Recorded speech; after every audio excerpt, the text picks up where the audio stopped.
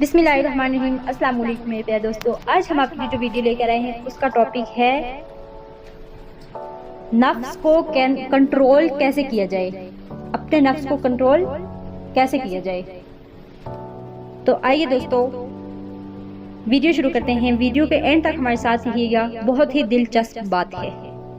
ایک دوست نے سوال کیا کہ نفس کو کنٹرول کیسے کیا جائے، نماز پڑھنا چاہتا ہوں لیکن کبھی 3 پڑھ پاتا ہوں اور کبھی 4 اور کبھی تو بالکل پڑھتا ہی نہیں ہوں۔ ایک دوسرے دوست نے سوال کیا کہ فحش ویڈیو دیکھنے سے بچنا چاہتا ہوں لیکن کبھی بچ پاتا ہوں اور کبھی دیکھ لیتا ہوں۔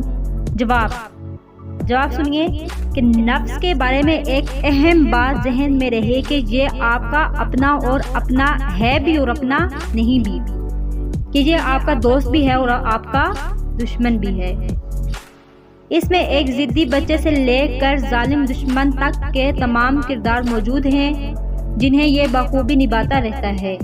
اس کا مقصد آپ کو گرانا نہیں بلکہ اپنا آپ منوانا ہے، لہذا کچھ حکیمانہ تدابیر اختیار کر کے اسے بآسانی کنٹرول کیا جا سکتا ہے۔ ایک تدبیر تو یہ ہے کہ آپ اگر اپنے فرائض کی حفاظت چاہتے ہیں تو سنن کا اہتمام کریں، سنن کی حفاظت چاہتے ہیں تو نوافل کا اہتمام کریں۔ اس کو سمجھنا بہت آسان ہے کہ اپنے ارد گرد فرائض، سنن اور نوافل کے دائرے بناتے چلے جائیں۔ آپ کا دشمن شیطان اگر حملہ آور ہوگا تو سب سے باہر والے دائرہ متاثر ہوگا۔ اگر آپ نے شیطان سے حفاظت کے لیے اپنی ذات کے گرد دائرے ہی صرف فرائض کے بنایا ہے تو اس کا حملہ ہی فرائض پر ہوگا اور متاثر بھی فرائض ہی ہوں گے۔ مثال کے طور پر اگر آپ تکبیر اولیٰ کا اہتمام کرنے والے ہیں تو کبھی وہ رہ جائے گی لیکن جماعت مشکل سے ہی رہے گی، اور اگر آپ جماعت کی نماز کا اہتمام کرنے والے ہیں تو کبھی وہ رہ جائے گی لیکن نماز مشکل سے ہی قضا ہوگی، اور اگر آپ بس نماز وقت پر پڑھنے کا اہتمام کرتے ہیں تو کبھی نماز قضا ہو جائے گی اور کبھی ادا، اور اگر آپ صرف نماز پڑھنے کا اہتمام کرتے ہیں تو کبھی نماز چھوٹ ہی جائے گی۔ بہت آسان ہے کہ اگر تہجد کے چھوٹنے پر افسوس کرنے والوں میں شامل ہیں تو انشاءاللہ عز و جل نماز قضا ہونے پر افسوس کرنے والوں میں سے نہیں ہوں گے۔ اسی طرح کی تدبیر معصیت میں بھی اختیار کریں۔ اگر فحش ویڈیو سے بچنا چاہتے ہیں تو موویز اور ڈرامے دیکھنے بالکل بند کر دیں۔